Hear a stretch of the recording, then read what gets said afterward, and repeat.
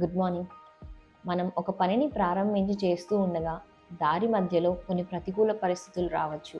కొన్ని negative thoughts మనలో రావచ్చు. లేదా అసలు ఆ పనిని పూర్తి చేయగలనో లేదో అన్న అవిశ్వాసం కూడా మనలో రావచ్చు. ఇలాంటి ఒక శోధన యేసుక్రీస్తు ప్రభువారు కూడా 40 రోజులు అరణ్యంలో ఉపవాసం ఉన్నప్పుడు ఎదుర్కొన్నారు. మొదటిసారిగా అపవాది నీవే దేవుని కుమారునివి అయితే ఈ రాతిని రొట్టెగా మార్చుకో అని చెప్పగా యేసుక్రీస్తు ఇలా చెప్తారు, మనిషి రొట్టె వలన మాత్రమే బ్రతుకడు అని వ్రాయబడి ఉన్నది అని చెప్తాడు. రెండవసారి కూడా అపవాది వచ్చి నీవు నాకు మొక్కినట్లయితే ఈ సమస్త అధికారము నీకు ఇస్తాను అని చెప్తాడు. అప్పుడు కూడా యేసుక్రీస్తు అంటారు, దేవుడైన ప్రభువుని మాత్రమే సేవింపవలనని వ్రాయబడి ఉన్నది అంటాడు. మూడవసారి కూడా ఇదే రిపీట్ అవుతుంది. కాబట్టి మన జీవితంలో కూడా ఏదైనా శోధన వచ్చినప్పుడు మనం భయపడనక్కర్లేదు, ఆందోళన చెందనక్కర్లేదు.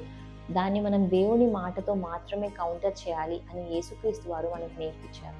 మీరు ఏ పరిస్థితిలో ఉన్నప్పటికీ దానికి సంబంధించిన ఒక వాక్యంను దేవుడు పరిశుద్ధ గ్రంథంలో ఉంచాడు.